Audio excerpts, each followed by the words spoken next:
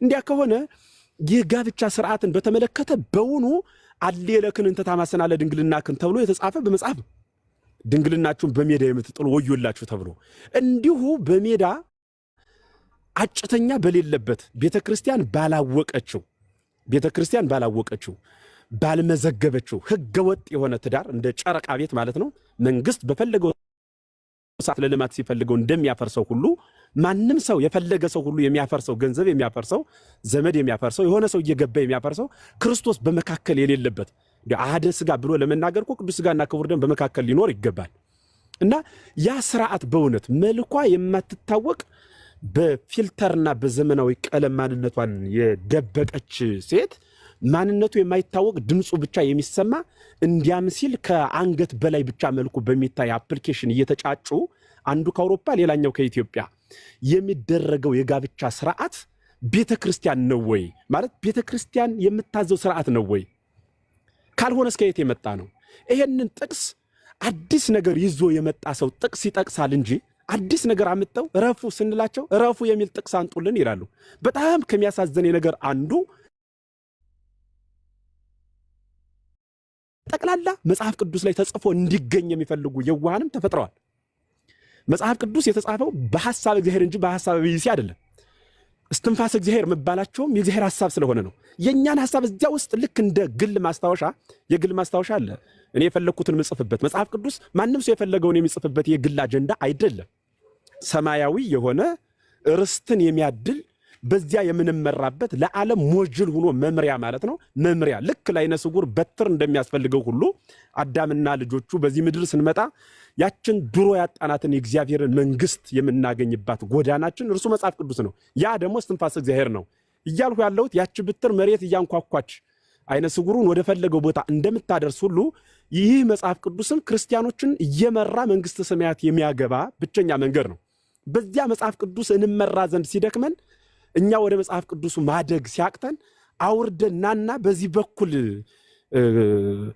እኔ ባልሁ ተጽፈ ተገኝ ብሎ መጽሐፍ ቅዱስን በራስ ስሜትና ሐሳብ መጎተት ኢክርስቲያናዊ አስተምህሮ ነው ማለት ነው ኢክርስቲያናዊ ከዚያ ፍትሐ ነገሥት ብድግ ይያለ የሚጠቅስሰዋል ሁላችንም እኮ እግዚአብሔር በሚያውቅ ብዙ ተደክሞበት ተጠይቆ የሚመጣ ምስጢር ነው ርስታ ጠጅ ሚል ምን ማለት ነው ይሄ እንዴት ነው የት የመጣ ነው ተብሎ ይሄ ትርጓሜው ምን ለማለት ፈልጎ ነው ተብሎ የሚነበብ ነው በተለይ ካሉት መጽሐፍት ፍትሐ ነገሥት በስርዓት የሚነበብ ነው ሲቀጥል ይሄ ባለ ሶስቱ አምድ ከብራና ኮፒ የሆነው ባለሙያ የሚያነበው እንጂ ማንንም ዝም ብሎ እንደ ሰፈር ዳቦ የሚቆርሰው ቃል አይደለም ስለዚህ መጽሐፍ ቅዱስ ራሱን የቻለ መሰረታዊ የሆነ ህግ ከሆነ ወደዚያ ህግ ራስን ለማድረስ በጾም በጸሎት የምንታገለው እንጂ እንዲሁ እንደ እንግዳ ደራሽ እንደ ውሃ ፈሳሽ ዝም ብሎ ብቻን በቃ የሚል መጨፈሪያ ቃል አይደለም መጽሐፍ ቅዱስን እያመጡ እየጠቀሱ ይሄው ለትዳር እንደዚህ ሲሆን እያሉ ባለፈ እኔ እየገረመ ነበር እያውብርን ሄዶ እንዲያደርጉ አጭቶ አመጣ ያኮ ፈቃድ እግዚአብሔር ነው ሂድ እኮ ተብሎ ታዞ እኮ ነው ሄደው ሄድና ቲክታክ ላይ አጭተህ አንጣ ብሎ እግዚአብሔር አዞህ ነው ወይስ አዞሽ ነው ካልሆነ የት ነው በኋላ ደግሞ ለቤተ ክርስቲያን ተጨማሪ ዕዳ ማለት ነው አይን ባይን ተያይቶ በዘመድ ታጭቶ የተጋበው ሰው ራሱ እኔ እግዚአብሔር ምስክሬ ነው አይታችሁ ከሆነ ምንድነው አሁን እየሆነ ያለው እሁድ አጋብተን እኮ ሰኞ ማክሰኞ ለፍች ምን ተጠራበት ጉዳይም ገጥሞን ያውቃል አይን ባይን ተያይቶ መልኳን እያወቀችው ከሆነ ሰዓት በኋላ ይሁሉ ልቅሶ የመጣው እኮ አብዛኛው ትዳር የሚፈርሰው በሚዲያ የተዋወቀው ነው አብዛኛው ማለት ነው አልፎ ለተአምር ሊጻና ይችላል በጣም የቸገረው ዘመኑ ያለፈበት ሰው ሲገናኝ በእንጠዋወር ተባብለው ትንሽ ጊዜያቸው ሊገፉ ይችላሉ ከዚያ ውጭ ያለው ግን አይታችሁት ከሆነ በየቀኑ መከራ ሆኖ ያል እሱ ነው በሚዲያ እንዲያደርጎ ልኬለት እንዲያርጎ በልቶብኝ ያለዚህ እየመጣ የሚያወራ የሚያደክም ነገር የገጠመን ይሄ ነው ከዚህ አንፃር ቤተክ በእውነት መጠንቀቅ ይገባናል ሁላችን በየ አስምሬ ልናገርበት የመወድ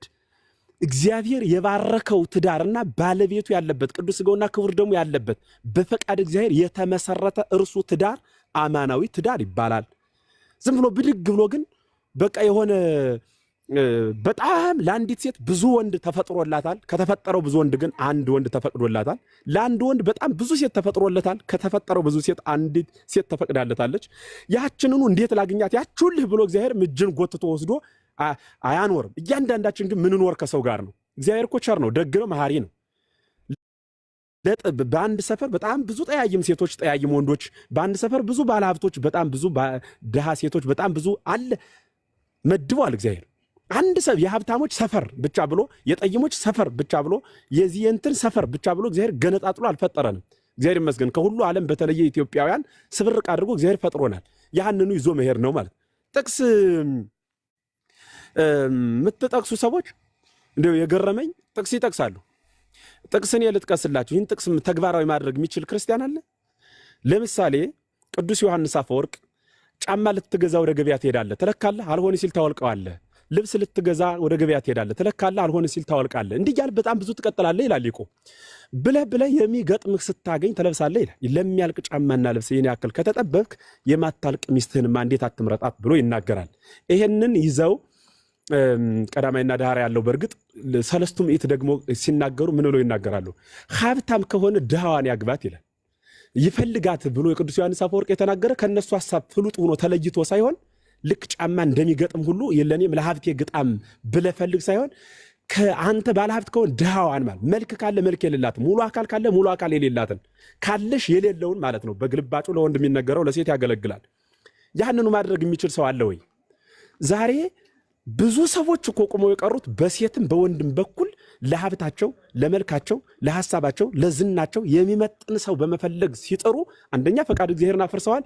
እንደዚህ አይነት ሰው ሲያጡ ደግሞ እድሜያቸው ይገፋና በኋላ እግዚአብሔርን ወደ ማማረር ይመለሳሉ። ስለዚህ እግዚአብሔር የሰጠኝ ማንን ነው ብሎ በጸሎት የሚጠየቅ እንጂ በኢንተርኔት የሚፈለግ ትዳር እዚያው ኢንተርኔት ላይ የሚፈርስ ስለሆነ ሁሉም ሰው ቤተ ክርስቲያን ላይ ደጅ ጸንቶ ፈቃድ እግዚአብሔርን ጠይቆ ሊገኝ የሚችልን ትዳር በጽኑ መቀበልና ሀብትን ሌላ ነገሮችን መስፈርት ካደረገ ሐሳብ ወጥቶ እግዚአብሔርን መስፈርት ያደረገ ቢሆን ሁላችንም ሰላማዊ የሆነ ህይወት በምድር እግዚአብሔርን ራሳችን የምናስደስትበት እግዚአብሔርን አስደስትበት ምንኖር ሰማያዊ ሀገር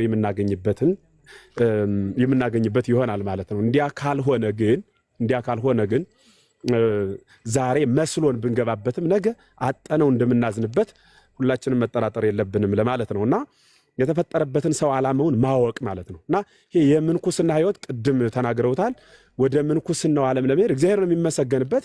እንዴት ነው ያሁን ለመንኩስ ላግባ የሚለውን በምን ነው ማውቀው ሲባል በአካል ማወቅ ነው። ምን ይሄ እኮ ትልቅ ጥያቄ አይደለም። አካልን ማየት ነው። ይሄ ስሜት የሚገፋፋ ሰላማዊ የሆነ ሰው ሆነን በማህበረሰቡ ውስጥ ስንንቀሳቀስ በእያንዳንዱ ያገባውንም ያላገባውንም እያየ በሴትም በወንድም ማመንዘር የሚከሰት ከሆነ ከዚያ ፍትወት ለመዳን አግብቶ ህይወትን መምራት ነው። እንደዚህ አይነት ስሜት ማይሞክረን ከሆነ ደግሞ ገዳም ገብቶ ደግሞ መመንኮስ አይባልም።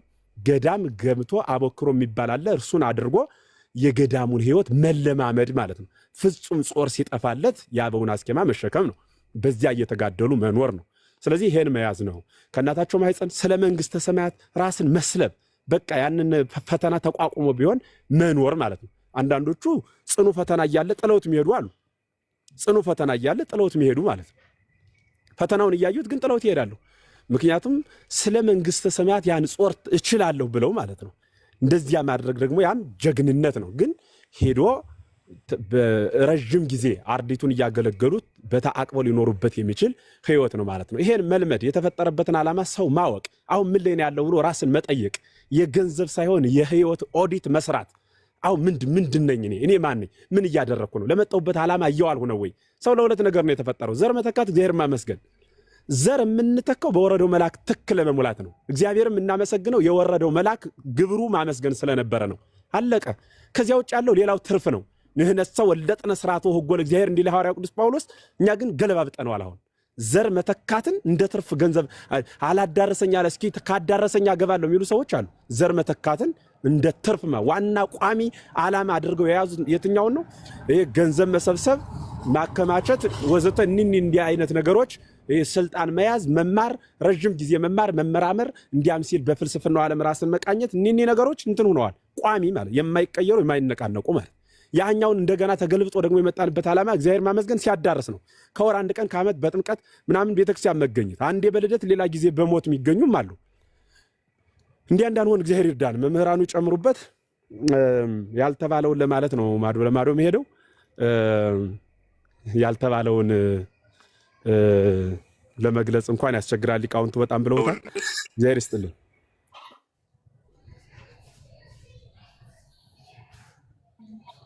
ቃልዮት ያሰማልን መምህር እግዚአብሔር ይስጥልን። ቃልዮት ያሰማልን፣ የአገልግሎት ዘመኖትን ይባርክልን፣ ይቀድስልን፣ በእድሜ በጤና ይጠብቅልን። መምህራችን እግዚአብሔር ይስጥልን። እዚህ በመቀጠል ወደ መምህር ጳውሎስ ነው የምንሄደው። መምህር ጳውሎስ ወደ እርስዎ። አባታችን እንዴት ዋሉ? ሰላም ዋሉ? ይፍቱኝ ይባርኩኝ። አባቶቼ፣ አበው መምህራን ሰላም ዋላችሁ? እንዴት ዋላችሁ? ይፍቱኝ ይባርኩኝ ብያለሁ። መምህር ቃለ ሕይወት ያሰማልን፣ ቃለ በረከት ያድልልን፣ አስበ መምህራንን ያድልልን። መምህራችን መምህር ኤፍሬም በእውነቱ እሳቸው የተናገሩትን ላይ መጨመር እንደው ነገሩን ማበላሸት እንዳይሆንብኝ እኔ በጣም በጥቂት ደቂቃዎች እሳቸው ምናልባት ካሉት ላይ እዚው ጨምሬ ነው። ዘመኑ በጣም አስቸጋሪ ነው እውነት ለመናገር። አሁን አፍ ያላቸው የሚናገሩበት እንጂ አእምሯቸው ውስጥ መጽሐፍ ተጽፎ አእምሯቸው የመጻሕፍት መድበል የሆኑ ሰዎች የሚናገሩበት ዘመን እንዳልሆነ ለዚያም ነው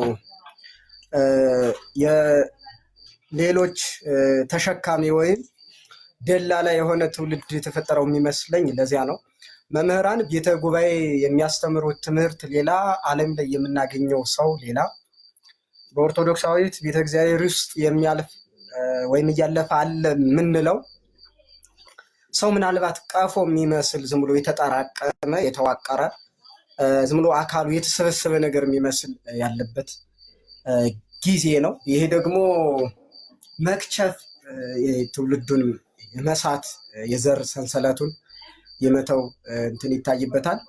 ሆነም ቀረም ግን እኔ 3 ሀሳቦችን አንስቼ አንድ መሰረታዊ ጉዳይ ጥዬ እሄዳለሁ። ለጋብቻ እንደው መሰረታዊ ያልሆኑ ነገሮች ካበው የወሰድኩትን መናገር እፈልጋለሁ። መሰረታዊ ያልሆኖች አንደኛ ሀብት ነው። ለጋብቻ መሰረታዊ ያልሆኑ ነገሮች የመጀመሪያው ሀብት ነው። አሁን ሰዎቹ መሰረት የሚያደርጉት ዲያቆኔ ወዴት ነህ፣ መምህሬ ወዴት ነዎት፣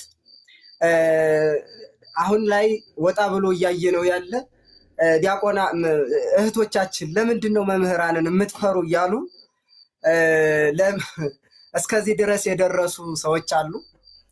ከፍ ሲል እንደምታውቁት በጣም አስቸጋሪ ነው። በቤቱ ውስጥ ያሉ ግን የሌሉ ክርስቲያን ሆነው ቢቆዩ ክርስቲያን ሆነው መዋል የማይችሉ ክርስቲያን ሆነው ቢውሉ ማደር የማይችሉ ቢያድሩ የ24 ሰዓት ክርስትና ቢኖራቸው በ24 ሰዓት ትክ ሳምንታት መቆየት የማይችሉ የማንችል ልክ ዝም ብለን ልሙሽሙሾች የሆን ክርስትና ያለን ሰዎች እንመስላለን። ምክንያቱም ከምናነበው መጽሐፍ በመጽሐፍ ውስጥ ከምናገኘው አባቶቻችን አንጻር እኛ ስንታይ በጣም በመጽሐፍ ሚዛን ውስጥ ቀለን የተገኘን ይመስለኛል።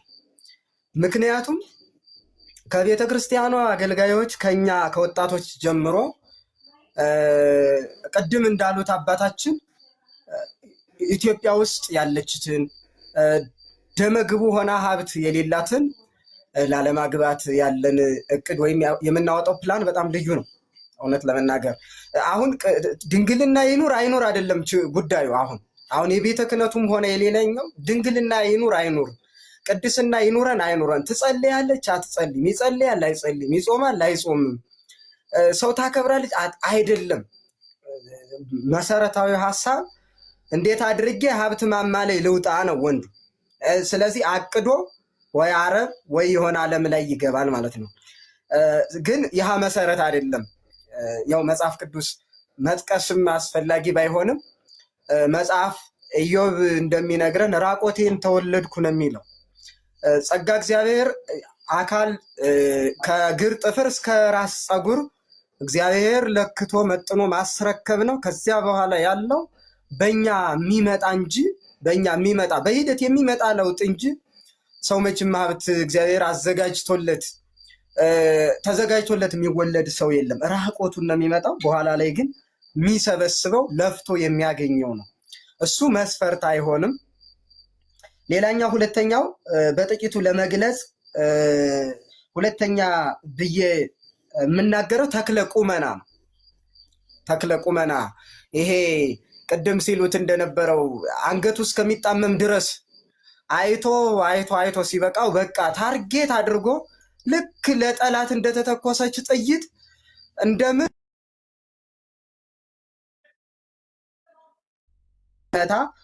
ተክለ ቁመና ላይ ትኩረት የሚያደርግ ሰው። እሺ በዚህ በላባና በሌያና በራሄል በኩል የምናገኘው ታሪክ አለ። ሁሎችም አግብተዋል። አይነ ልም የሆነችዋ ሌያ ማግብታለች። አይኗ ያማረው፣ ደረቷ ያማረው፣ እግሯ የተስተካከለው ጥሩ ደመግቦ የሆነችው በብዙ ደጅ ጽናት ቢሆንም አግብታለች። ሆነም ቀረም ግን አልቀሩም። ተክለ ቁመና መስፈርት አይሆንም። ምክንያቱም ተክለ ቁመና ህይወት ስለማይኖር፣ ኑሮ ስለማይሆን፣ ትዳር ስለማይሆን፣ የቅድስና ምንጭ ስለማይሆን፣ ቤተ እግዚአብሔር የመኖር ምንጭ ስለማይሆን፣ ተክለ ቁመና ውበት የትም ቢከድ የትም ጠዋት ቢኖር ማታ ሊደርስ ስለማይችል ይሄ መስፈርት ሊሆን አይችልም። ምክንያቱም ምናልባት እኮ ውበት መካከል ላይ ሊፈርስ ይችላል። ያማረ ጥርስ በእንቅፋት ሊወልቅ ይችላል፣ ሊረግፍ ይችላል። ያማረም አይን እንዲሁ በጉጠት ሊወጣ ይችላል። እንደው ስምዖን ሰፋ የአሳ አይንን መውሰድ እንችላለን። ምን የምትወጂውን ያለው አይደለም። ምን አይንህን የምወደው ይሄን የምትወጂው በእንጂ ብሎ አውልቆ ሰጣት በጫማ መሳፈጫ። ምክንያቱም መስፈርቱ ምንድን ነው? የፈለገችው ነገር ላይ ትኩረት አድርጎ እዚያ ነጥቆ መስጠት ነው። ግን ያ መስፈርት አይሆንም። ምክንያቱም ሁሉ ነገር አላፊ ነው። የማያልፍ ነፍስ መካከል የሚያልፉ ውቅር አካሎች ያዝን እንጂ የማታልፈዋ ነፍስ ላይ የሚያልፈው አብሮ የሚቀጥል አይደለም። የሚቀራለን፣ የሚቀጥላለን። የሚቀረው አይጠቅመንም፣ የሚቀጥለው ግን ይጠቅመናል። ስለዚህ የሚቀጥለውን መያዝ እንጂ የሚቀረውን መያዝ ወይም የሚቀረውን ትኩረት ማድረግ ምንም ውጤታማ አይደለም ብዬ እንደ አንድ አየዋለሁ። ሌላኛው የአሁኑ እንኳን ኢንኩቤተር የሆኑ እህቶቻችንና ወዘተርፈዎች አሉ። ማለት እንደ ዶሮ እንቁላል መፈልፈል የሚፈልጉ ማለት ውበቴ ይረግፋል እንዲህ እያሉ ብዙም የማይጨነቁ ሰዎች እንግዲህ የሚዳቀሉም ሰዎች ይኖራሉ ብለን እናስባለን። ወደፊት ባይወልዱም እንግዲህ በምርምር ይወልዳሉ ተብለው እንደዚያ የሚደረጉና አትወልድም ብሎ ቅድም እንዳሉት መምህር ለመውለድ እንደሚጋቡ እንዳሉ ሁሉ አትወልድም ብለው ደግሞ የሚፈቱ እንዳሉ ልጅ አትወልድም ግን ያም መስፈርት እንደማይሆን መናገር እፈልጋለሁ። ከዚህ ጠቅለል አድርጌ ግን መናገር የምፈልገው ትውልዱ ለምንድን ነው ጋብቻ የፈራው? ማለት ጋብቻ ማግባት የማይፈልገው በቤተ ክርስቲያን ዲያቆናት ተብለው ፀጉራቸው የሸበቱ ሰዎች አሉ ሳያገቡ። ለምን? በዓለም ላይም ስንዞር አንዴ ባሌ አንዴ ቦሌ የሚሉ ወንዶች አሉ። ሲመቻቸው ገንዘባቸውን ተጠቅመው አዲስ አበባ ይመጣሉ፣ ሳይመቻቸው ሩጠው አሜሪካ ይወጣሉ። በየትኛውም የዓለም ዙሪያ እየዞሩ ሲዝናኑ ለመዝናናታቸው ማሰሪያ እንዳይሆን ብለው ጋብቻ ሳያገቡ የሚኖሩ ሰዎች አሉ። ለምንድን ነው ጋብቻ የሚፈሩት? ለምን ይፈራሉ? ለምን አያገቡም? ያለማግባት ምክንያታቸው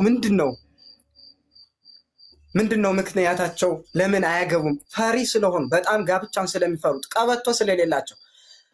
ወልደው ሀገርና ድንበርን አስከብሮ ሀገርን ከነድንበሩ፣ ታሪክን ከነክብሩ፣ ፊደልን ከነቋንቋ የሚያስጠብቅ ልጅ በቅድስናም ሆነ በየትኛውም ደረጃ ወልደው ያን ማሳደግ ስለሚፈሩ ጋብቻ ላይ ቀበቶ የሌላቸው ቱታ ታጣቂዎች ስለሆኑ ጋብቻን ይፈሩታል።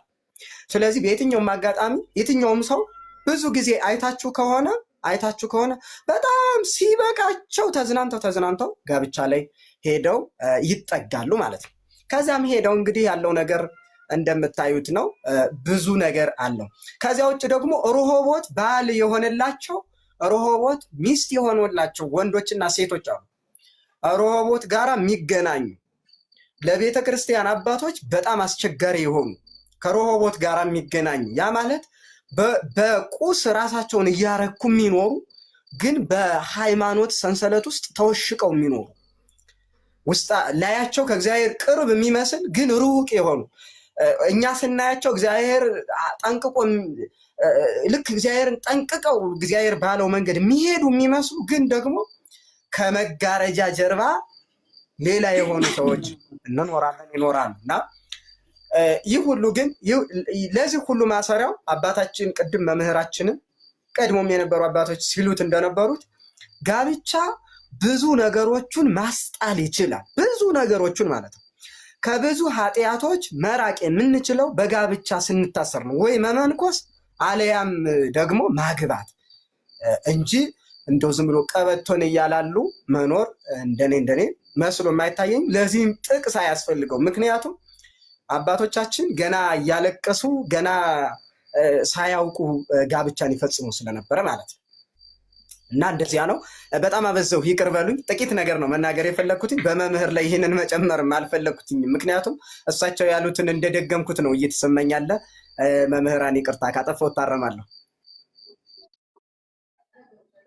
ቃልዎት ያሰማልን፣ እግዚአብሔር ይስጥልን። መምህር ሰፋ አድርገው በደንብ አድርገው ነው ያስተማሩን። ጥሩ ግንዛቤ ነው የሰጡን። እግዚአብሔር ይስጥልን፣ ቃልዎት ያሰማልን፣ በእድሜ በጤና ይጠብቅልን፣ የአገልግሎት ዘመኑን ይባርክልን፣ ይቀድስልን። እግዚአብሔር ይስጥልን፣ ቃልዎት ያሰማልን። ቀሲስዬ ወደ እርስዎ እመጣለሁ አሁን። ቀሲስ ዲበኩሉ እንግዲህ በደንብ አድርገው እርስዎም ደግሞ ትንሽ ትምህርት ይስጡን። እሺ፣ ቃልዎት ያሰማልን መምህራኑን በደንብ ሊቃውንቱ ሄደውበታል። እኔም ብዙ አልልም፣ ግን ከወዲሁ እንደማሳሰቢያ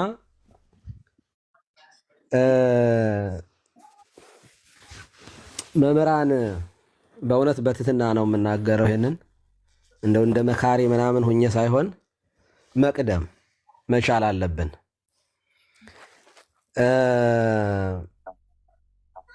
በድካም ነው የሚገባው ሰይጣን። በቤተ ክርስቲያን ውስጥ እኛ ደከም ስንል አገልጋዮቹ ያንን አድቫንቴጅ ይጠቀምበታል ሰይጣን። ይሄ በጋብቻ ዙሪያ ላይ የሳሳ ነገር አለ። ቤተ ክርስቲያን ከመሰረቱ ጀምሮ ካውንስሊንግ በቤተ ክርስቲያን ውስጥ ምክረ ካህን የሚባል ነገር አለ። እንደምታውቁት በጣም ትልቅ ስራ ነው የምትሰራው ቤተክርስቲያን በዚህ ጉዳይ ላይ።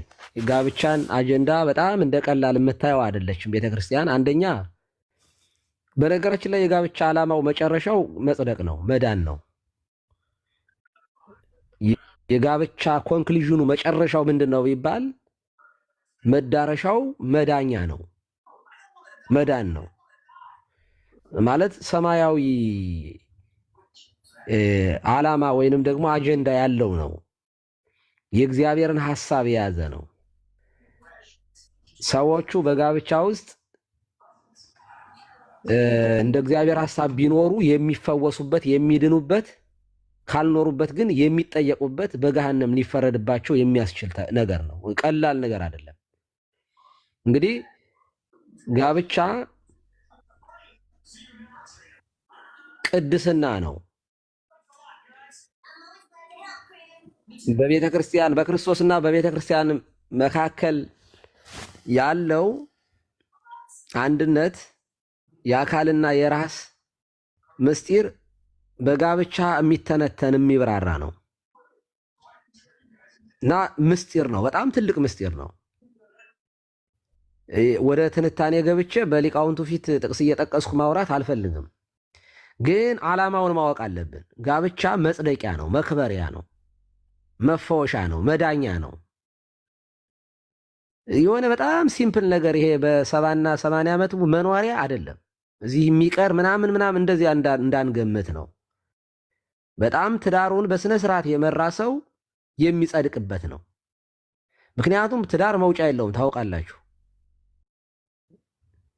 አንድ ሰው ጋብቻ ከመሰረተ በኋላ ሲቀዘቅዘው አይ ይቅርብኝ ሊል አይችልም። የሚፈቱባቸው ምክንያቱም የሚመሰረቱበት ምክንያት አለው። ወደ 3 የሚፈታበትም ምክንያት ሊኖረው ይችላል። ነገር ግን አሁን እኛ በምናስባቸው ነገሮች ግን ጋብቻ ከሆነ ጊዜ በኋላ መፍታት ትችላለህ የሚባልበት ሳይሆን ዘላለማዊ ነው። ዘላለማዊ ነው። ስለዚህ በጋብቻ ውስጥ መስጠት መመጽወት ማለት ነው። እግዚአብሔርን ማስተናገድ ቤተክርስቲያን ማገልገል አለበት። ጋብቻ ከተበላሸ ግን ይሄ ሁሉ ስለሚበላሽ እምነታችንን በብዙ ነገር መቀደስ ለምሳሌ ቴዎሲስ የምንለው አለ በቤተክርስቲያን ትምህርት አይደለ? የክርስቲያናዊ ሕይወት እግዚአብሔርን እየመሰሉ ለመሄድ አንደኛው ጋብቻ በጣም ወሳኝነት አለው። በእምነት የሚመስል ሆኖ እግዚአብሔርን እየመሰልን የምንኖርበትን ነው። ክርስቶስን ወንዱ ክርስቶስን የሚመስልበት ነው። ሴቷ ቤተክርስቲያንን መስላ የምትኖርበት ነው። መቀደስ ያለበት ነገር ነው። በጋራ መስቀልን መሸከም ያለበት ነገር ነው። ጋብቻ ባልና ሚስት በትዕግስት መኖር፣ በጽናት መኖር፣ ፈተናን መከራን በጋራ የሚሸከሙበት ህይወት ነው ጋብቻ። ስለዚህ ይህንን ጋብቻ ሰዎቹ የምክር አገልግሎታችን ቀነስ ሲል ለወጣቱ ፈጥነን አለመድረስ ሲመጣ ይነጥቁትና ይሄንን አጀንዳው ደላላዎች ይገቡበታል ማለት ነው። ሌሎቹ ደክሙ እናንተ በድካማችሁ ገባችሁ እንዲል መጽሐፍ ሌሎቹ በጣም የደከሙበትን ጋግሮ መብላት የሚፈልጉ በቀላሉ ይመጣሉ ማለት ነው። ጭልፊቶች ይመጣሉ። ጋብቻን አቢዩዝ የሚያረጉ የሚያበላሹ የወይናችንን ቦታ የሚያበላሹ ቆናጸል ይመጣሉ ማለት ነው። አጀንዳውን አጀንዳ ማድረግ አለብን። ወደፊት እንደ ማሳሰቢያ የምንሰጠው ማስተማር፣ ካህናት በዚህ ጉዳይ ላይ ያሉ ቻሌንጆችን በስነ ስርዓት መናገር አለብን። እንዲያውም የዘመናችን ትልቁ ቻሌንጃችን እሱ ነው ብያለሁኝ። እኔ ዲቴል ማውራት ስላልፈለግኩ ነው እንጂ ልጆቻችን ማግባት እየፈለጉ ግን አጋራቸውን ሳያገኙ ቢቀሩ ወዴት ነው የሚሄዱ የሚለው በጣም በጣም በጣም በጣም የእውነት ለመናገር ጤነኛ አይምሮ የሚፈልግ ነገር ነው። ሰው ብቻውን ይሆን ዘንድ መልካም አይደለም። ተዘግቷል። ይሄ በቃ ብቻውን ይሆን ዘንድ መልካም አይደለም። ፍትወት እንስሳዊ ወደዚያ ሊሄድ እኮ ይችላል ሰው። ሴት ለሴት መጋባት በምን ምክንያት ነው ወደዚያ የተሄደው?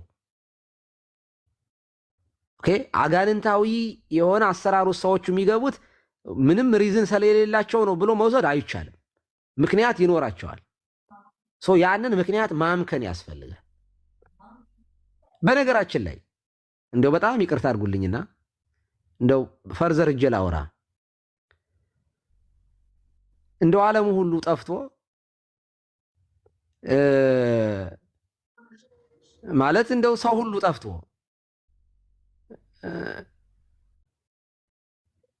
አባትና ልጅ ብቻ አንድ ሴት ልጅና አንድ አባት ቢቀሩ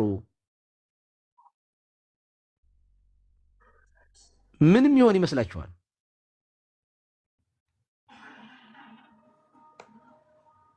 ግልጽ ነው። ይሄ ታሪክ ተፈጽሞ አይተነው እናውቃለን። ሎጥ ብቻውን ሲቀር በምን አይነት ሁኔታ ዘር እንደተካ ታውቃላችሁ ሊቃውንት። ባይዘው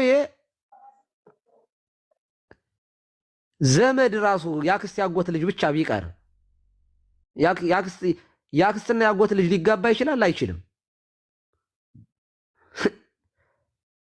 ሊጋባ የሚችልበት ሁኔታ ሊመጣ ዘመኑ ጊዜው ነው የሚወስነው። ዘር ለመተካት ነው ወይ? መጽሐፍ ቅዱስ ውስጥ አለ እንደዚህ ያሉ ሐሳቦች። ግን አሁን ባለንበት ዘመን እንደዚህ ያለ ነገር ይፈቀዳል ወይ ካለ አይፈቀድም። ግን ዘመን ከባድ የሆነ የመከራ ዘመን ቢመጣስ? ቀኖና እንደዚህ ያለን ነገር ያያል፣ ይመረምራል። ምንድነው ማድረግ ያለብን? እንደዚህ ያለ ነገር ቢመጣብን ምንድነው የምናደርገው? አንድ ቤተሰብ ብቻውን ቢቀር ዓለሙ ቢጠፋ አይ በቃ ዘመድና ዘመድ አይጋባም ተብሎ ነው የሚቀረው? አይደለም። ዘመኑን መዋጀት ያስፈልጋል። በዚህ ዘመን ምን እያልኩኝ ነው ያለሁት? አርሲ ውስጥ ወይንም ደግሞ ማን ነበር ከዚህ ቀደም 60 ሴት የሰንበት ተማሪዎች ባል በማጣት ሙስሊም አገቡ ከተባለ ቤተክርስቲያን ቶሎ ብላ ይሄንን አጀንዳ የሆነ መፍትሄ መስጠት አለባት። የሆነ ነገር ማድረግ አለባት። ምንድነው ማድረግ ያለባት? ብዙ መፍትሄ አለ። ቤተክርስቲያን የማትሰጠው መፍትሄ የለም። አበው ይነሰ መልዕልተ ሕግ እሙንቱ የሚለው የሚተረጎመው ሕግን አባቶች ይተረጉሙታል፣ ያብራሩታል፣ እንደየዘመኑ ይሰፉታል፣ ይቀዱታል። ማለት ሕግን ይሸረሽሩታል ማለት አይደለም። በዘመኑ ልክ ግን ሕግን የማሻሻል የቤተ ክርስቲያን ሙሉ ስልጣንና መብት አላት። ሙሉ ስልጣን አላት። እና ጋብቻ በጣም ትልቅ ነገር ነው። ጥያቄው በጣም ከባድ ነው። ትውልዱ በጣም ወደ አልተፈለገ ነገር እየሄደ ስለሆነ በዚህ ድካም መበለቶች ገብተው ሲነግዱበት፣ ነጋዴዎቹ ገብተው ሲያተርፉበት፣ ሲሸረችሩት፣ ሲሸቅጡበት ኦኬ ክፍተቱን መሙላት አለብን ነው። ስለዚህ ቀሲስም ላይ እኔም እገባለሁ ወደፊት መምህራንም እንዲያውም ወደፊት የምናደርገው ምንድን ነው? ልጆቻችንን እናስገባለን፣ እህቶቻችንን፣ ወንድሞቻችንን ማግባት የሚፈልጉ ጥያቄያቸውን ኢንዳይሬክት ያቅርቡት። በመምህረ ንስሐ በኩል የሚመጣውን በመምህረ ንስሐ በኩል እንመራለን። እኛ ሪፈር እንጽፋለን ወደ መምህረ ንስሐ። እንደዚህ ያለው ጉዳይ በመምህረ ንስሐችሁ የሚያልቅ ነው። ይሄ ትምህርት ነው። ትምህርቱን ግን ማስተማር አለብን። የትውልዱን ጥያቄ መመለስ መቻል አለብን። ይሄንን ካላደረግን ግን አይሆንም። ዝም ብሎ በመከላከል ብቻ አይሆንም። ሶሉሽን መስጠት ያስፈልጋል ብዬ አስባለሁኝ። ከዚህ አንጻር ኦኬ ኢኮኖሚ ለትዳር አስፈላጊ አይደለም። ኦኬ አንድ ሰው ምንም የሌለው ሰው ምንም ነገር እንደ ድሮ ቢሆን እርሻ ቢኖረው የሚያርሰው መሬት ቢኖር ኖሮ ችግኝ የሚተክልበት አትክልት የሚተክልበት መሬት ያለው ቢሆን ኖሮ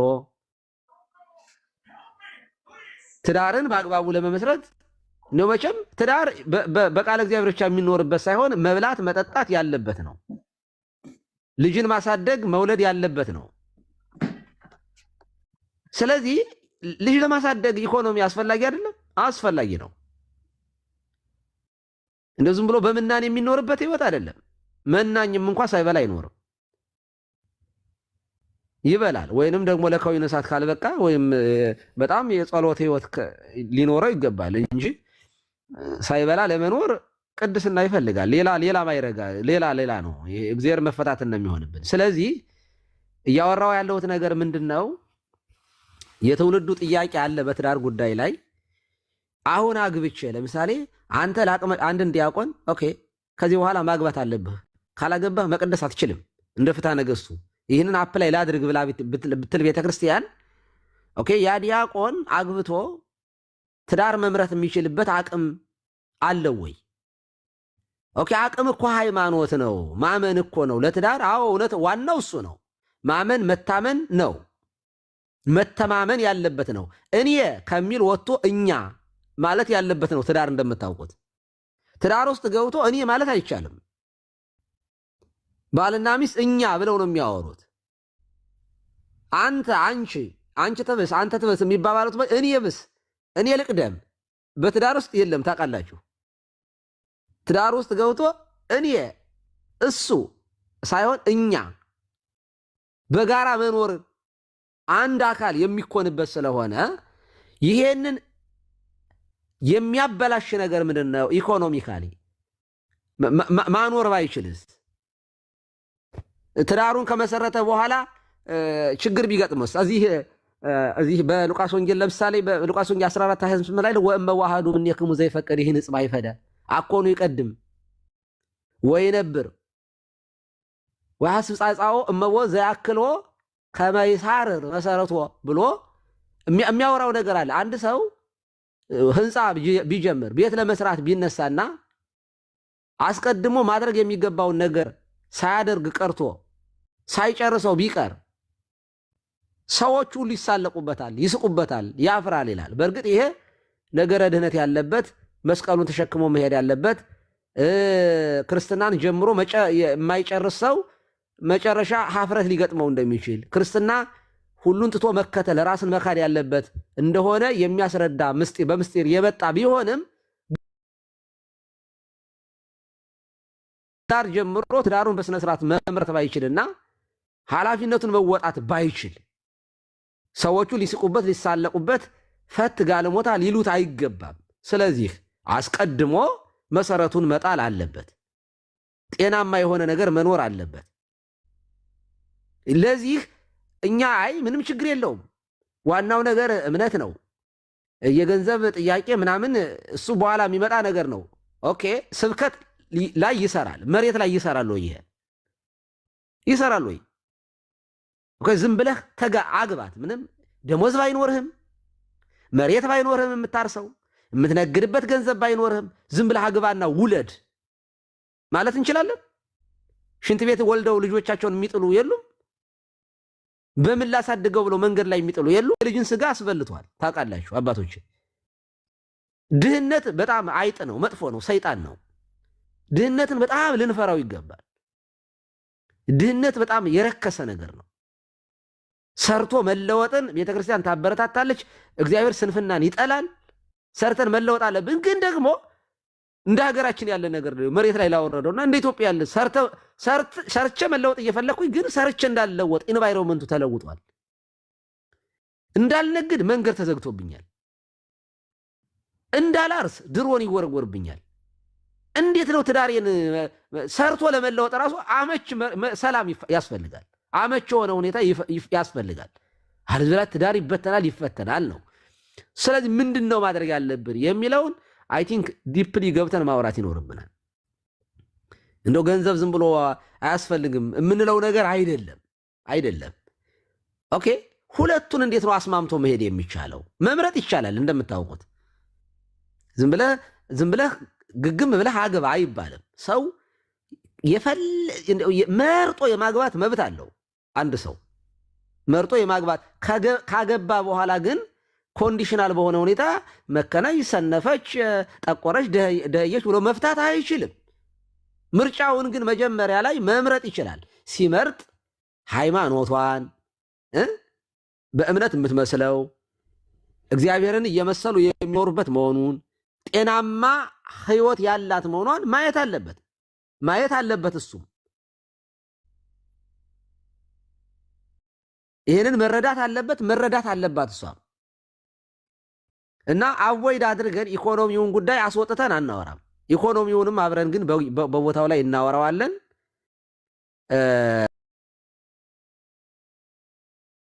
ህይወት አምኖ ራስን ሰጥቶ ኦኬ ይሄ ነገር ቢሆን ይሄ ነገር ይቀራል። ኦኬ ባገባት ይሄ ነገር መቶ ደግሞ በመቶ እንደሌለ ማወቅ መቻል አለበት። ትዳር ውስጥ ደግሞ 100% የምትፈልገውን አታገኝም። አንደኛው ቻሌንጅ እንደውም የሚሆነው በትዳር ህይወት ውስጥ መስፈርቱ ኢማጂን የሚያደርጉትን በዲሉዥን አሌል ዝም ብሎ ፒክቸር ስሎ የሚፈልጋለ እንደዚች እንደ በጣም እንደኔ ያለ እንደው መልከጥፉ የሚፈልገው ሞዴሊስት ነው የሚፈልገው። በቃ አቅምን ያለ ማወቅ ችግር እንዴ! አንዳንዴ መመጣጠን እኮ አለ። በእውነት ፊዚካልም ስፒሪቹዋሊም አንዳንድ ነገሮችን አይቶ መግባት ያስፈልጋል። እንደው ያለ አቅም ገብቶ መከራ ከማየት እንደ ቢጤውን መፈለግ፣ በማንኛውም እነዚህን አቅምን አውቆ መግባት፣ የኢኮኖሚ ጥገኛ አለመሆን፣ ነገ ችግር ሊያመጡ የሚችሉት ነገሮች ከነዚህ መራቅ ያስፈልጋል። በጣም ብዙ ነገሮች ማለት ይቻላል፣ መናገር ይቻላል። የኢኮኖሚ ለምሳሌ እዚህ ሀገር ያሉ ልጆች እኔ በነገራችን ላይ ብዙ እንደ አባት ያጋባኋቸው ብዙ ሰዎች አሉ። ቀሲስዬ እኔ ካህን ነኝ። ኦኬ እዚህ ሀገርም ከኢትዮጵያ ወደዚህ ሀገር አጋብቻ ያመጣኋቸው አሉ። በጣም ጥሩ ትዳር የሚመሩ በጣም ትልልቅ ሊቃውንት መምህራን የሆኑ በጣም ጥሩ ህይወት እየኖሩ ያሉ ኢትዮጵያ ውስጥ ያጋባኋቸው ልጆች አሉኝ። ለምሳሌ አንድ ያላገባ የንስሐ ልጅ ይኖረኛል። አግባ፣ ትዳር ያዝ እለዋለሁ። ከምን ተነስቼ? በህይወቱ ከሚገጥመው ፈተና የተነሳ ይነግረኛል። ንስሐ ሲገባ እኮ በተደጋጋሚ የሚፈተንበት ችግር ይኖራል። ኦኬ ለዚያ መፍትሄ እሰጠዋለሁኝ እኔ። ጹም፣ ጸልይ፣ ስገድ ብቻ ብዬ አያበቃም። ዋና ነገር በዝሙት በጣም የሚፈተን ልጅ ካለኝ ኦኬ እንዲያገባ ሶሉሽን መስጠት አለብኝ። የሆነ ነገር ስገድ፣ ዮሐንስን ወንጌል ጸልይ፣ ስገድ ምናምን ምናምን ልለው እችላለሁ። ግን እሱ ብቻውን በቂ አይደለም። ቋሚ የሚሆነው ነገር ግን ይሄ ሰውዬ ለጋብቻ ብቁ ነው ማለት ነው። ለጋብቻ ደርሷል። ኦኬ ስለዚህ ማግባት አለበት። ኦኬ ለማግባት ደግሞ ድልድይ እንሆናለን እኛ ካህናት። ሌላ ሴቷ ደግሞ እንደዚህ እኔ እንደዚህ ያለ ነገር ከሰው ጋር የማውራት ችግር አለብኝ፣ እንደ ቀርቦ የመነጋገር እንደዚህ ሴቶችን መቅረብ እፈራለሁ የሚል ወንድ ሊኖር ይችላል። ሴቷም እንደዚህ አለት ትችላለች። ኦኬ እንደዚህ ያሉ ልጆች ካሉ አይና መንፈሳዊ ህይወታቸውን ኑሯቸውን ማንኛውም ነገር አይና የተመጣጠነ ነገር ካላቸው ኦኬ ምክር ሰጥቼ ወደ ሌላ መጥፎ ነገር እንዳይገቡ ክትትል አድርጌ በስርዓተ ቁርባን ላጋባቸው፣ በተክሊል ላጋባቸው እችላለሁ። ምንም ችግር የለውም። ይሄ ቤተክርስቲያን ስታደርገው የኖረች ናት፣ አሁንም ታደርገዋለች። ግን ይሄ በቤተክርስቲያን በአባቶች ሲሆን ወይንም በወላጆች ልጃችንን ለልጃችሁ ሲል ነው። ድለላ ከሆነ ጥቅም ነው፣ ኮሚሽን አለበት። ሁለተኛ ድሮስ ምን አንቺ ያገኘውሽ እኮ እዚህ አደባባይ ባልፍለጋ መተሽ እኮ ነው ምን ይህን ያህል እንትን ያልሽ መሰለሽ እንዴ ሊላት ይችላል። ነገ ሽምቅቅ ነው የምትይው። መጠጥ ቤት የተገናኙ ጭፈራ ቤት የተገናኙ ባለትዳሮች ሲጣሉ ሁልጊዜ አለመተማመን ይኖራል። አንደኛ አለመተማመን ይፈጠራል። ሁልጊዜ ጭፈራ ቤት የምትሄድ ነው የሚመስላት። እሷን በቀላሉ እዚያ ውስጥ ስላገኛት ከሌላውም ጋር አብሮ የሚያመነዝር ሊመስለው ይችላል። በተናደደ ቁጥር ድሮስ ቤተክርስቲያን አላገኘሁሽ፣ አንቺን እኮ ያገኘሁሽ እዚያ ስጨፍሪ ነው፣ የተሳሳትኩት እኔ ነኝ፣ እንዳንቺ ካለ እንደዚህ መጥፎ ጋራ መግባት ሊል ይችላል። በድለላ ትዳር የመሰራታቸው ሰዎች ይውልሲ ነገ ድሮስ ምን አንቺ ፈልገሽኝ እኮ ነው ኦንላይን ላይ መተሽ ለፍልፈሽ ነው እንጂ እኔ የፈለግኩሽ መሰለሽ እንዴ መባባል ሁሉ ይመጣል። ደግሞ አገናኙ ደላላ ደግሞ እንዴት ነው ትዳራችሁ ሞቀ ተመቸችህ እንደ ሰራተኛ አገናኝና በመድኃኒዓለም እንዴት ተመቻችሁ ካልሆነ አባሪያትና ሌላ አግኝቼልሻለሁ ይላል። ይሄ ደላላ ያጣላና ያችኛውን ያስወጣና ኮሚሽን ደግሞ ከዚህኛዋ ተቀብሎ ሌላ ሰራተኛ ያስገባል። ይሄ የደላላ ስራ ነው ይሄ። ስለዚህ እንዴት ነው ተመቸችህ? በነገራችን ላይ እንደው ያንተን አይነት ፍላጎት ያላት የሆነች ልጅ አግኝቼልህ ነበረ፣ ካልተመቸችህ በቃ ፍታትና ይችኛዋን አግባት። ውስጥ ለውስጥ ድለላ፣ ገንዘብ፣ ሸቀጥ እና ይሄ በጣም የሚያሳፍር ነገር ነው የሚሆን። ጥንቃቄ አድርጉ። በታምር በድለላ ትዳር ውስጥ የምትገቡ ሰዎች 1 ዓመት አትቆዩ፣ ትጣላላችሁ። ትዳር ብዙ ቻሌንጅ አለበት፣ ፈተና ያለበት ነው ባይዘው። ግን እግዚአብሔርን በመፍራት የምንወጣው ነገር ስለሆነ ጥንቃቄ ማድረግ ያስፈልጋል። አንዳንዶቻችሁ ግን በጣም በቃ በተለይ ሴት እህቶቻችን እድሜያችሁ ሲያልቅ ከ40 ዓመት በኋላ ወደ ጋብቻ የምትሮጡ ሴቶች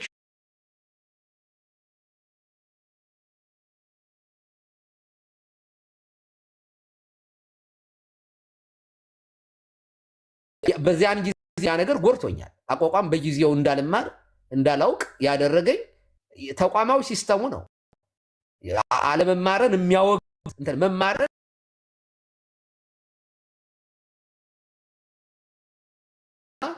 የዘመኑ ኃጢአቶች እኔ ምንድናቸው ይባል ዘረኝነት፣ ዝሙትና አፍቅሮ ነዋይ ናቸው። እነዚህን ያሸነፈ ሰው በዚህ ዘመን ክንፍ ያበቅላል ብዬ ነው የማምነውና ሊቃውንት በርቱልን። ቦታችሁን እንድትይዙ ደግሞ ተቋሙን በደንብ መስራት እንዳለብን ይሰማኛል። መጽሐፍ እንግዛ፣ የጉባኤ መምህራንን ሰፖርት እናድርግ፣ ከወንበራቸው እንዳይነቃነቁ ደሞዝ ባሉበት መክፈል ማሰማራት ያስፈልጋል። ይሄ ደግሞ በጣም ሲምፕል ነው፣ ቀላል ነው፣ ማድረግ እንችላለን። ቅንነት ብቻ ነው የሚፈልገውና ጸሎት አድርግ ብለውኝ ወሰወሱኝና ሌላ ህይወት ውስጥ ገባሁኝ። ለማንኛውም አመሰግናለሁ። ጸሎትን እናንተ አድርጉት፣ ይበቃኛል። ጥሩ ምክር አገኘን። ቀሲስዬ ያርጉት እንጂ በዛው ጠቅለል አድርገው መርቀውን ይለፉ። ሌሎቻችሁ አድርጉ። በኩረ ፍስሐ ይጸልዩልን። በኩረ ፍስሐ አውቀው ነው ድምፃቸውን ያጠፉት። እንግዲህ አይ እዚህ እኮ እና እነዘ ክርስቶስ እንዴት ነው ካህናት አይደሉም? እነ መምህር መንበሩ አይመስልኝም። መምህር ኤፍሬም ምናልባት ከሆኑ የጸልዩ ከማን ለመድረስ ነው? መምህር ኤፍሬም ከምንድራቸው አንዱ ናቸው። ቆዩ ገና ናቸው። ጨራታ እንዳይበዛባቸው ብለን ነው ያልገለጥናቸው። ቅድም እኮ የነቆርኳቸው አንዱ እሳቸውን ነው። ቃለ ሕይወት ያሰማልን በእውነት መልአከ ገነት። አሜን። ይጸልዩልን በቁረብሳ ጊዜያችሁ እንዳይሄድ በማሰብ ነው አባቶች፣ ወይም አባቶች ተረኛ ይመድቡልን። ሌሎች ካላችሁ በሉ እርሶ የሰማይ ንጉሥ ኢየሱስ ክርስቶስ ሆይ ለመምህሮቻችን እግዚአብሔር አምላክ ረጅም እድሜ ከጤና ጋር ይስጥልን። እኛም በሰማነው ትምህርት ፍሬ የምናፈራ ያድርገን። ተረፈ መዓልቱን በሌላም ቦታ ላላችሁ ተረፈ ሌሊቱን ይባርክልን ይቀድስልን። አሜን። አቡነ ዘበሰማያት ስምከ ትምጻእ መንግሥትከ ወይኩን ፈቃድከ በከመ በሰማይ ከማሁ በምድር ሲሳየነ ዘለለዕለትነ ሀበነ ዮም ወኅድግ ለነ አበሳነ ወጌጋየነ ከመ ንሕነኒ እግዚኦ ሰምንሶታ ለአድኅነነ ወባልሐነ ኩሉ እኩይ እስመ ዚአከ ይእቲ መንግሥት ኃይል ወስብሐት ለዓለመ ዓለም። በሰላመ ቅዱስ ገብርኤል መልአክ ወእግዝእትየ ማርያም ሰላም ለኪ ድንግል ወህሊናኪ ወድንግል ወሥጋኪ እግዚአብሔር ጸባኦት ሰላም ለኪ ቡርክት አንቲ እማንስት ወቡሩክ ፍሬ ከርሥኪ ተፈሥሒ ፍሥሕት ኦ ምልዕተ ጸጋ እግዚአብሔር ምስሌኪ ሰአሊ ወጸልዪ ለነ ምሕረተ በፍቅር ወልድኪ ኢየሱስ ክርስቶስ ከመ ይስረይ ለነ ኃጣውኢነ ኦ እግዚእየ ኢየሱስ ክርስቶስ ሠራየ ኃጢአት ሠራየ ኃጢአቴ ወኃጢአተ ኩሉ ሕዝብ ከማይሠራ ኃጢአት እግዚአብሔር ይፍታ። በሰላም ዋሉ። ፍቱን ቀሲስ ንጋቱ አንግተውልናል። እንግዲህ በሌሊቱ ተነስተን በኩረ ፍስሐ ግን የተነሱበት ሰዓት ገርሞኛል። እንዴት ነው? አይገርም? ዛሬ ጉባኤም የለም በቃ ምንም የለም አልኩና አሁን ዛሬ መልአከ ገነት ነው ማዳመጥ ወይስ መምህር ተመስገንን ነው ወይስ ደግሞ ቀሲስን ነው ብዬ ዞር ስል እርስዎንም ወጣ ገባ ሲሉ አየሁ፣ እሳቸውን አየሁ። በቃ ገባሁ። የሚገርም ነው። የእንታን እኮ አገኘናቸው እኮ እዚህ በተዘዋዋሪ እየሰማናቸው ነበረ። ደግሞ የሚገርመው ሳይወት ነበር እርስዎንም ደጀ ሰላም ነው። ይሄ የደጀ ሰላም ወሬ ነው። ሊቃውንት ሪሳ አይጠበቅበትም እዚህ ላይ። እኔ ጃንዋሪ ፈርስት ነው ዛሬ ምናምን በቃ የዚህ ሪላክስ እያልኩኝ ነበር። እና ግን የሚገርመው በቃ ገባሁ፣ እዚህ ገባሁ። ሌላ ቦታም ሳልሄድ ቀሲስ ንጋቱ ነው ሳዳምጥ የኖርኩት። ቀሲስ ንጋቱ እዚህ ሀገር ስመጣ ያስለመዱኝ በጣም ወንድሜ ናቸው። ደግሞ የሚገርመት አረ እንደው በጣም ደስ የሚሉ ካህን ናቸው። በጣም ፍሬንድ ነን። የድቁና ፎቶ አለን አብራችሁ። በኩረ ፍስሐ ባይዘው ኢንጂነር ናቸው፣ መሀንዲስ ናቸው። በጣም ነው የሚያውቁኝ። አይ ለሌሎቹ ነው። አብረን ኑረን መጽሐፍቶች አሏቸው። መሀንዲስነቱ በጣም ሰርቷል። ቀሲስ በደንብ ነው የተቀየስን ዛሬ። አዎ ቀየሱን አይደል? በነገራችን ላይ መጽሐፎች አሏቸው። ስንት መጽሐፍ ነው በኩረ ፍስሐ ያለዎት? አንደኛው ውዳሴ ማርያሙን አንድምታ በእንግሊዘኛ አሳትመውታል። በወደ እንግሊዘኛ ቀላል አይደለም። ባህረ ሐሳብ አላቸው እና እዚህ ሀገር ያሉን ወጣት ልጆችን የብሉይና ተርጉሟል ይመስለኛል። በእንግሊዝኛ ብሉይና አዲስን በእንግሊዝኛ ተርጉሟል ይመስለኛል። ሰርቬ የመጽሐፍ ቅዱስ ጥናት የብሉይና የአዲስ አላቸው እና ጸጋቸው በጣም ብዙ ነው። ልጃቸው ደግሞ በ9 ዓመቱ የሟሲት ዝማሬ ምስክር ካልሆንኩኝ እያለ ያዙ ይልቀቁኝ የሚል በ9 ዓመቱ ማህሌቱን ካልተቆጣጠርኩት ብሎ በጣም የሚያስቸግረን ልጅ አላቸው። አንድ ልጅ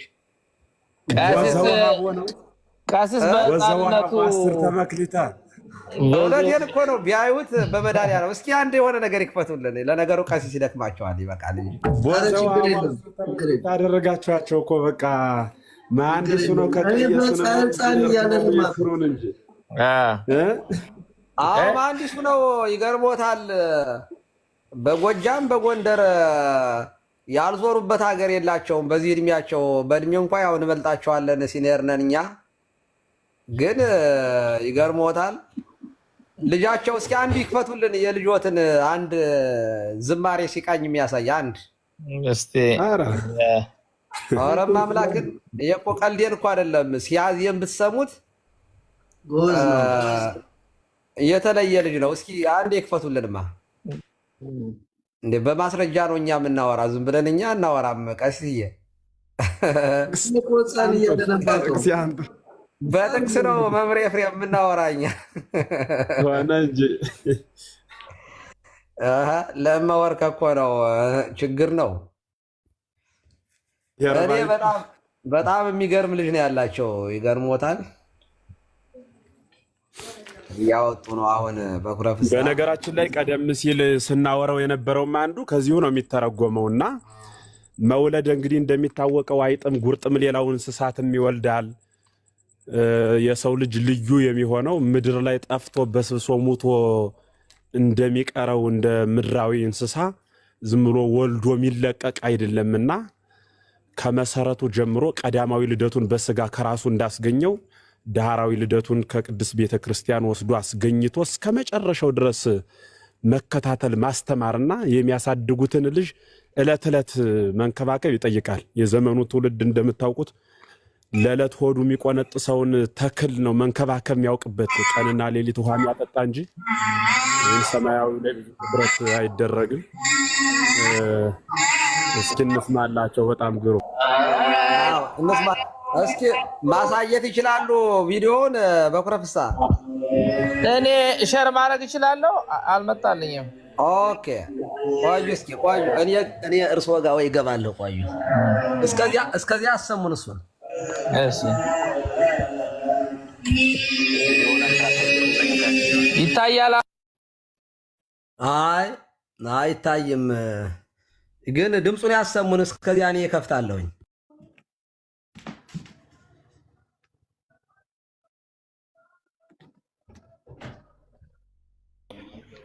ቀሲስ ግን እንዲያው እንትን እንዳይሉ ቤትም እየጠሯቸው ይመስለኛል።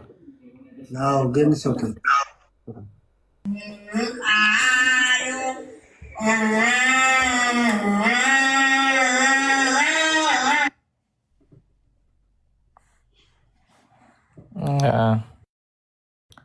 ከታች ነው። ቆይ እስኪ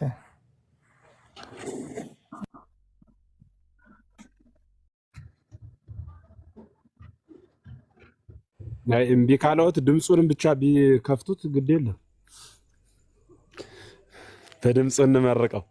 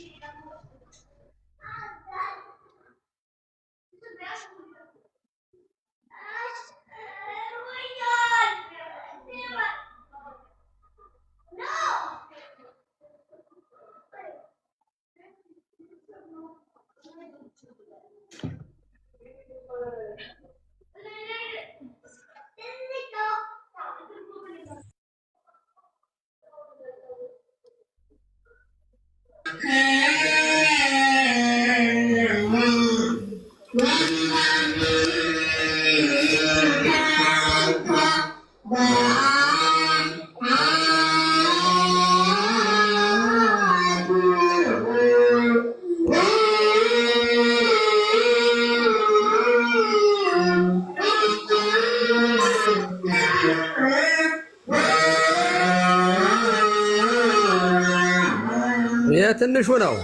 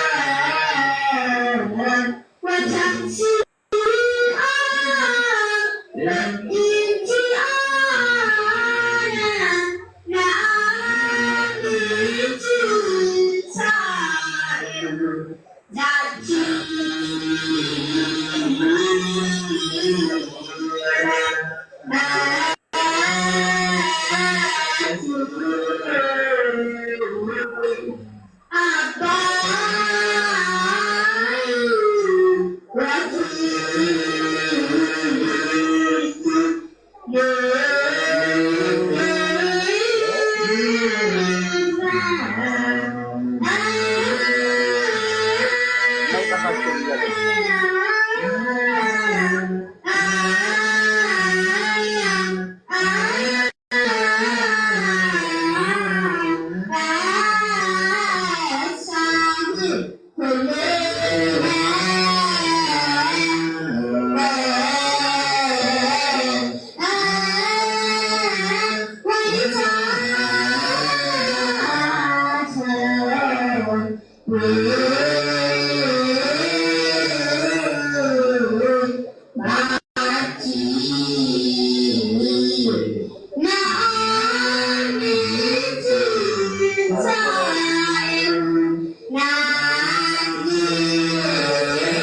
ይቀጥላል። ሌላም ልጨምር።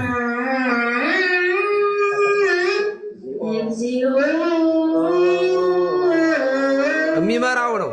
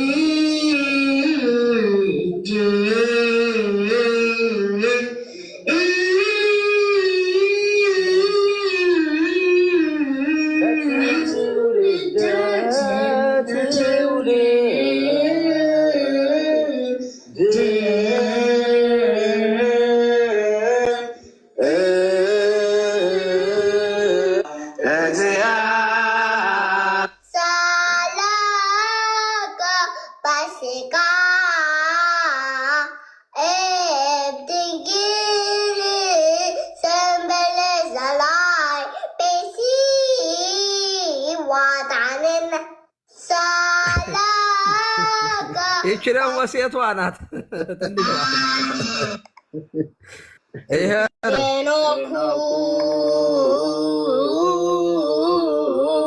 ጽድቃን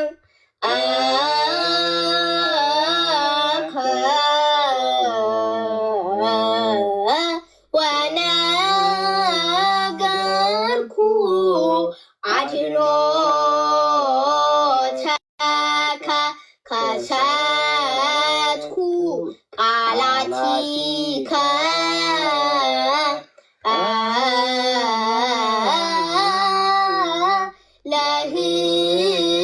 ለሕዝብከ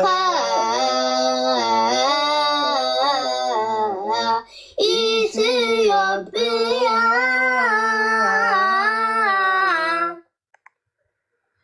ዜኖኩ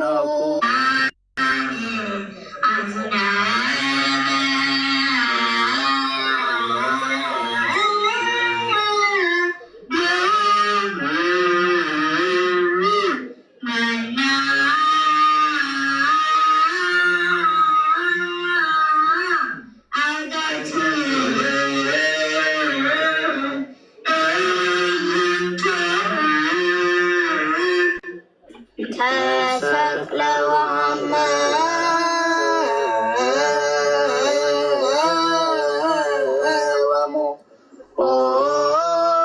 ወሞተ በመዋዕለ ኪላ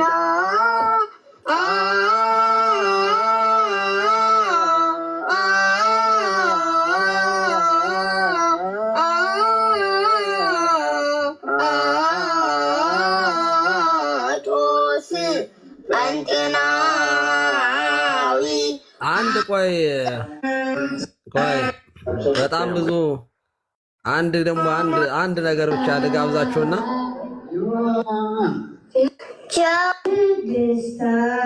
ከአባቱ ጋር ነው።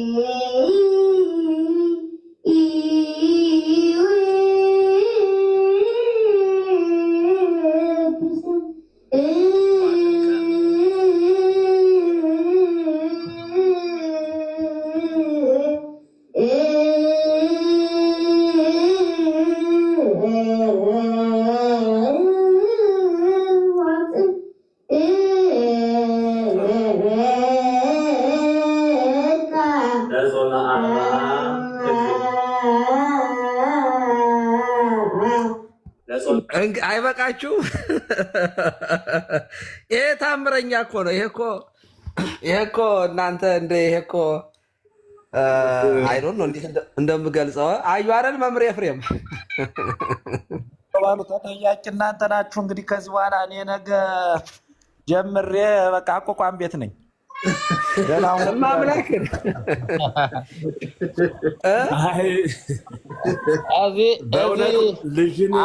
አሜሪካ ካለው አቋቋም ቤት ወዚህ እኮ አለ። አሁን የሚሰጥ እኮ ካሊፎርኒያ ገዳም አለ። እዚህ መጥተው ይማራሉ። አይ ተው አንተ መሄዴ ነው። ቆጨሮውን ጥሬውን በእናንተ ጥያለሁ። አስከትሉ። ነገ ጠዋት እዛው ነው። ችግር የለ። በእውነት በእውቀት በጸጋ በጥበብ ያሳድግልን ብለናል።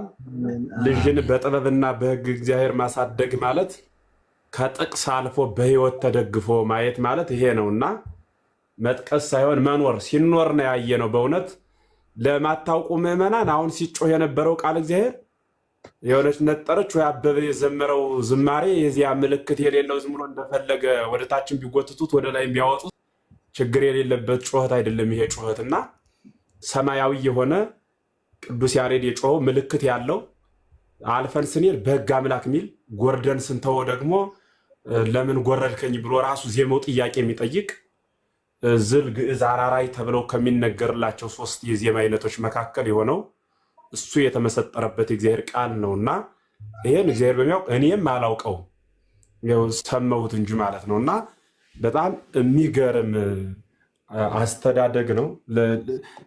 ለእርሶ ሳይሆን ለቤተክርስቲያን ነው ያሳደጓቸው። ቤተክርስቲያን የሚረዱ የሚጠቅሙ፣ ለእናት አባት የሚታዘዙ፣ ለሀገር የሚያኮሩ ልጆች ሆነው በጥበብ እስከ መጨረሻው ድረስ እግዚአብሔር እንዲያጸናቸው ሁላችንም ጸሎት ነው። እግዚአብሔር ይጠብቅልዎት ይጠብቅልን ብለናል። እናመሰግናለን። ቀሲስም በዚህ ልክ ተገንዘቡ መላከ ገነት እና ድምጣቸው ዘንድ ስለጋበዝን እናመሰግናለን። የብረስታን መላከ ገነት በእውነት መምህራኑም እዚህ ሀገር መጥተው ልጆቻችን የሚያስተምሩ ብዙ ሊቃውንት አሉና እኔ በእውነት ከቁጥር ያለፈ ልጅን ምንም አላስተማርኩትም፣ ግን ብዙ ሊቃውንት ስላሉ እዚህ በምኖርበት ቦታ እነሱ ናቸው የሚያስተምሯቸው። በተለይ ዝማሬው ሙሉ